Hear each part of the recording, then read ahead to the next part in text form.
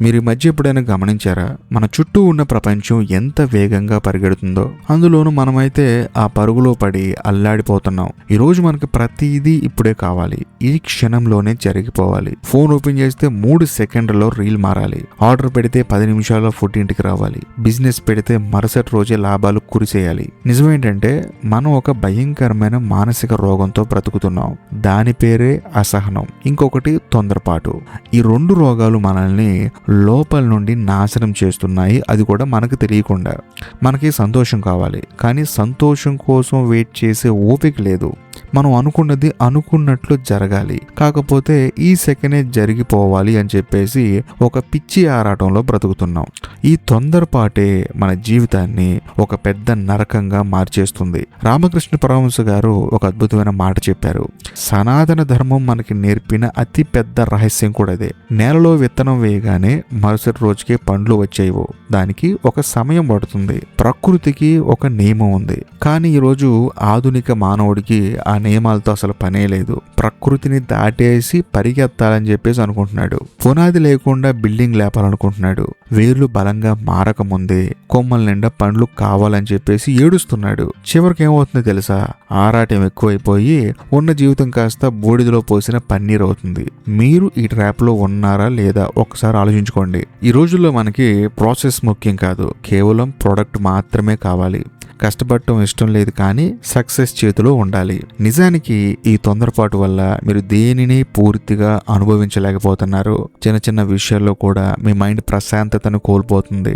హిందూ ధర్మంలో ఒక మాట ఉంది, ప్రతి దానికి ఒక ఋతువు ఉంటుంది అని. కాలం కలిసి రావాలంటారు పెద్దలు, కానీ మీకు కాలంతో పని లేదు. మీ ఈగో సాటిస్ఫై అవ్వాలి. అసలు ఈ అసహనం అంటే ఏంటో తెలుసా? ప్రకృతి నియమాల మీద, ఆ ధర్మం చెప్పిన కాలచక్రం మీద మీకు నమ్మకం లేకపోవడమే. మీరు ఒక బంధంలో ఉన్నారా? ఇక్కడ కూడా అదే తొందరపాటు. అవతలి వ్యక్తి మీ మాటలు ఈ క్షణమే వినేయాలి. వాళ్ళు మీలాగే ఆలోచించాలి. ఎవరైనా ఒక చిన్న తప్పు చేయగానే వాళ్ళ వెనుక ఉన్న కథేంటో తెలుసుకోకుండానే జడ్జ్ చేసేస్తారు, తీర్పులు ఇచ్చేస్తారు. చివరికి ఏమైపోతుంది? అతి తక్కువ సమయంలోనే ఎంతో అద్భుతమైన బంధాలు కూడా ముక్కలైపోయి విడిపోతున్నాయి. రామకృష్ణ పరమహంస గారు తరచూ ఒక ఉదాహరణ చెప్పేవారు. ఒకరు బావి తవ్వటం మొదలు పెట్టారు. కొంత దూరం తవ్వగానే నీళ్లు పడలేదు. వెంటనే అసహనంతో ఆ చోటు వదిలేసి ఇంకో చోటు తవ్వటం మొదలు పెట్టారు. అక్కడ కూడా అంతే, కొద్దిగా తవ్వి నీళ్లు రాలేదని చెప్పేసి ఇంకో చోటుకి వెళ్లారు. సో జీవితాంతం వాళ్ళు గొంతులు తవ్వుకుంటూ పోయారు తప్ప ఎక్కడ నీటి జాడని చూడలేకపోయారు. ఈరోజు మీ పరిస్థితి కూడా సరిగ్గా అలాగే ఉంది. దేని మీద శ్రద్ధ లేదు, దేనికి సమయం ఇవ్వరు, కానీ ఫలితం మాత్రం బ్రహ్మాండంగా ఉండాలి. ఇలాంటి మైండ్ సెట్ తో బతికేవాడు ఎప్పటికీ జీవితంలో పైకి రాడు. వాడు కేవలం భ్రమల్లో మాత్రమే బ్రతుకుతాడు. అసలు ఈ అసహనం, ఈ తొందరపాటు మనకెందుకు వస్తాయి తెలుసా? దీనికి కారణం మన మనసులో పేరుకుపోయిన తక్షణ తృప్తి, అంటే ఇన్స్టెంట్ గ్రాఫికేషన్ అనే ఒక పెద్ద మాయ. ఈరోజు సమాజం మనల్ని ఎలా తయారు చేసిందంటే ప్రతి దానికి షార్ట్ కట్ వెతకడం నేర్పించింది. కానీ సనాతన ధర్మంలో షార్ట్ కట్ అనే పదానికి చోటే లేదు. రామకృష్ణ పరమహంస గారు ఒక అద్భుతమైన మానసిక సత్యాన్ని చెప్పారు. మనిషి లోపల అహంకారం, స్వార్థం పెరిగినప్పుడు వాడు ప్రకృతి నియమాలను గౌరవించడం మానేస్తాడు అని చెప్పేసి. నాకు కావాల్సింది ఇప్పుడే, నా ప్రణాళిక ప్రకారం జరగాలి అనుకుంటాడు. ఆ అహంకారమే మీలోని అసహనాన్ని పెంచుతుంది. ఇంకో నిజం ఏంటంటే మీ జీవితంలో సైలెన్స్ అనేది లేదు. ఎప్పుడూ ఏదో ఒక అలజడిలో ఉంటూనే ఉంటారు. ఏదో కోల్పోతున్నామనే ఒక తప్పుడు భయం, పక్కవాడితో పోల్చుకోవటం, వాడు నాకంటే ముందెళ్ళిపోతున్నాడు అనే కంగారు పడటం, ఈ మానసిక ఒత్తిడి మిమ్మల్ని ప్రతి విషయంలోనూ తొందరపడేలా చేస్తుంది. మీరు గమనించారా? మనసు ఎప్పుడైతే ఇంద్రియాల ఆధీనంలోకి వెళుతుందో అప్పుడు దానికి విచక్షణ శక్తి నశిస్తుంది. చిన్నపిల్లలు ఎలాగైతే బొమ్మల కోసం అలిగి మొండికేస్తారో మీరు కూడా మీ కోరికల కోసం అలాగే ప్రవర్తిస్తారు. కానీ జీవితం అనేది ఒక పెద్ద ప్రవాహం.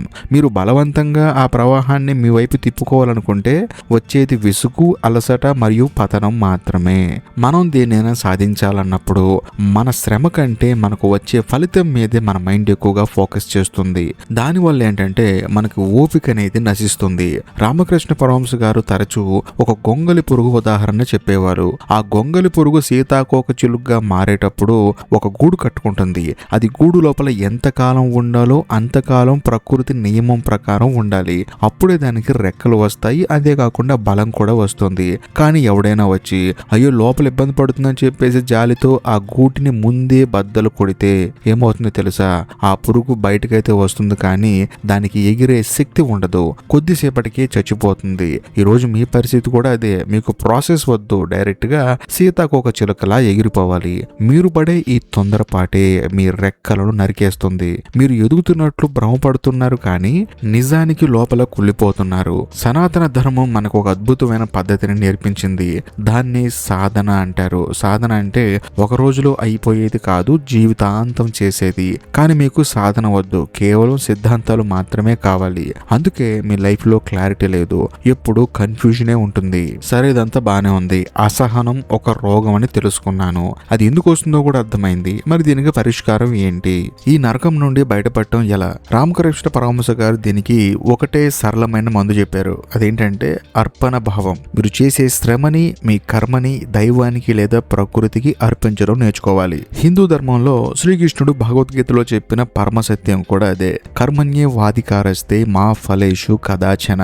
అంటే నీ పని చేయడం వరకే నీ చేతుల్లో ఉంది, ఫలితాన్ని శాసించడం నీ చేతుల్లో లేదు అని.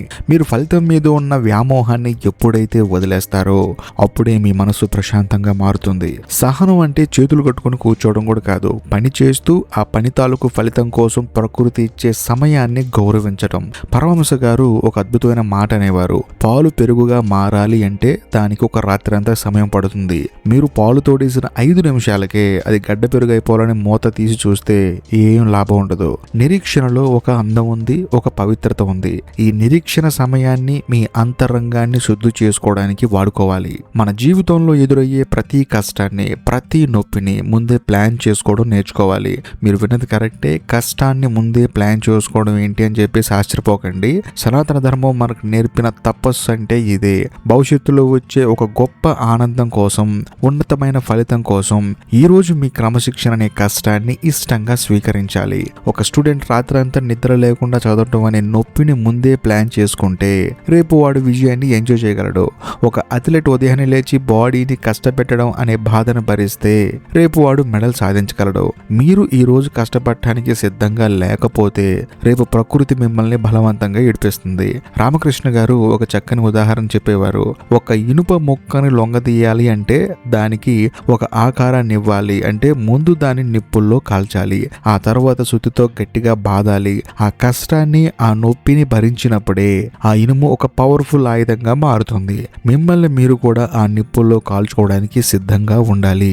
మన రిలేషన్స్ లో కూడా దీన్నే అప్లై చేయాలి. ఎదుటి వ్యక్తి తప్పు చేసినప్పుడు వెంటనే రియాక్ట్ అవ్వడం కాదు, ఒక క్షణం ఆగాలి. మనం రోజు పూజలు చేస్తూ ఉంటాం, వ్రతాలు చేస్తూ ఉంటాం, కానీ ఇంట్లో మనుషులతో మాట్లాడేటప్పుడు మాత్రం మనకి ఓపిక ఉండదు. సనాతన ధర్మాన్ని పుస్తకాల్లో చదవటం కాదు, మీ ప్రవర్తనలో చూపించండి. ఇప్పటికైనా మీ కంఫర్ట్ జోన్ లోంచి బయటికి రండి. ఈ రోజు నుంచి మీ మైండ్ సెట్ ని పూర్తిగా రీసెట్ చేసుకోండి. సజీవమైన సనాతన ధర్మం మనకు నేర్పిన సహనం అనే ఆయుధాన్ని చేతపట్టండి. పరిస్థితులు మనకి అనుకూలంగా లేనప్పుడు ఏడవడం కాదు, ప్రశాంతంగా ప్రవాహంతో పాటు సాగిపోవడం నేర్చుకోవాలి. రామకృష్ణ గారు ఒక అద్భుతమైన పరమార్థాన్ని మనకు అందించారు. గాలి వీస్తున్నప్పుడు ఓడ తెరచాపని ఎత్తి ఉంచాలి. అంటే మీ ప్రయత్నం మీరు చేస్తూ దైవికమైన అనుకూల సమయం కోసం ఓపికగా కనిపెట్టుకుని ఉండాలి. అప్పుడే మీ జీవితం ఒక సరైన గమ్యస్థానానికి చేరుకుంటుంది.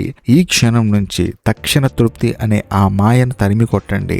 నిజమేంటంటే మీ జీవితం మీ చేతుల్లోనే ఉంది, కానీ అది మీ అహంకారంతో కాదు, మీ ఆత్మ పరిశీలనతో మీ జీవితాన్ని మెరుగుపరచుకోండి. నువ్వు మారకపోతే ఇక్కడ ఎవడో నిన్ను పట్టించుకోడు. ప్రకృతి నియమాలకు తలవంచి క్రమశిక్షణతో బతకటం ఈ రోజు నుంచే ప్రాక్టీస్ చేయండి. మీ జీవితంలో మీకంటూ కొన్ని రూల్స్ పెట్టుకోండి. అందులో మొదటి రూల్, నిజమైన క్రమశిక్షణ అంటే భవిష్యత్తులో వచ్చే ఉన్నతమైన ఫలితాల కోసం ఈ రోజు తాత్కాలిక సంతోషాన్ని త్యాగం చేయటం. రెండవది, నేలలో విత్తనం వేయగానే పండ్లు రావు. ప్రకృతికి, కాలచక్రానికి ఉన్న నియమాలను గౌరవించడం నేర్చుకోండి. ఇక మూడవది, సహనం అంటే కేవలం కాలం కోసం వేచి చూడటం కాదు, ఆ వేచి చూసే సమయంలో మీ వైఖరి ప్రశాంతంగా ఉంచుకోవటం.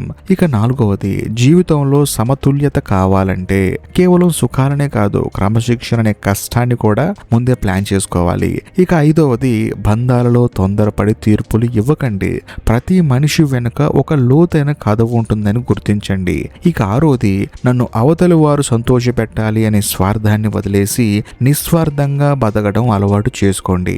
ఇక ఏడోది, మీ సొంత ప్లాన్లను ప్రకృతిపై రుద్దకండి. దైవిక ప్రణాళికకు లొంగినప్పుడే జీవితంలో పవిత్రమైన సరళత వస్తుంది. 8వది, ఇనుమును నిప్పుల్లో కాలిస్తేనే దానికంటూ ఒక షేప్ వస్తుంది. కాబట్టి మీరు కూడా కష్టాల్లో ఉన్నప్పుడే ఈ భూమి మీద ఉన్న మనుషుల గురించి మీ గురించి మీకు క్లారిటీ వస్తుంది. 9వది, కోపం. మాట్లాడటం మానేయడం వంటి మ్యానిపులేషన్ పద్ధతుల వల్ల మీ అహం సాటిస్ఫై అవ్వచ్చు, కానీ బంధాలు నాశనం అయిపోతాయి. కాబట్టి కోపాన్ని కంట్రోల్లో ఉంచుకోండి. ఇక 10వది, షార్ట్ కట్లు వెనుక పరిగెత్తడం ఆపండి. సనాతన ధర్మం చెప్పిన నిరంతర సాధనం ద్వారా మాత్రమే స్థిరమైన విజయం సాధ్యమవుతుంది. మిమ్మల్ని మీరు ప్రశ్నించుకోవాల్సిన 3 పవర్ఫుల్ ప్రశ్నలు. అవి మొదటిది, కేవలం ఈ క్షణం వచ్చే చిన్న చిన్న ఆనందాల కోసం నా జీవితంలో సాధించాల్సిన పెద్ద లక్ష్యాలని, అద్భుతమైన బంధాలని నేను పరంగా పెడుతున్నానా అని మిమ్మల్ని మీరు క్వశ్చన్ చేసుకోండి. ఈ రెండో క్వశ్చన్ ఏంటంటే, పరిస్థితులు నా చేతుల్లో లేనప్పుడు లేదా కష్టాలు ఎదురైనప్పుడు నేను అసహనపు రోగిలా సనుగుతున్నానా లేక సాధకుడిలా ఓపికతో కూర్చున్నానా అనే క్వశ్చన్ కూడా మిమ్మల్ని మీరు అడగండి. ఇక మూడో క్వశ్చన్, నా చుట్టూ ఉన్న మనుషుల నుండి నేను కేవలం నా స్వార్థాన్ని మాత్రమే ఆశిస్తున్నానా, అసలు ఈ సమాజానికి లేదా నా వాళ్ళకి నేనేమి ఇవ్వగలుగుతున్నాను అని ఈ 3 క్వశ్చన్లు గనక మిమ్మల్ని మీరు అడగగలిగితే మీకు మంచి సమాధానం వస్తుంది. మీ జీవితం పట్ల మీకు క్లారిటీ వస్తుంది. ఈ వీడియో కనుక మీకు నచ్చినట్లయితే లైక్ చేయండి, షేర్ చేయండి, అంతేకాకుండా కామెంట్ కూడా చేయండి. మీ కామెంట్ కోసం వెయిట్ చేస్తూ ఉంటాను. ఇప్పటికీ మీరు మన ఛానల్ని సబ్స్క్రైబ్ చేసుకోకపోతే సబ్స్క్రైబ్ చేసి బెల్ ఐకాన్ ప్రెస్ చేయండి. బాయ్.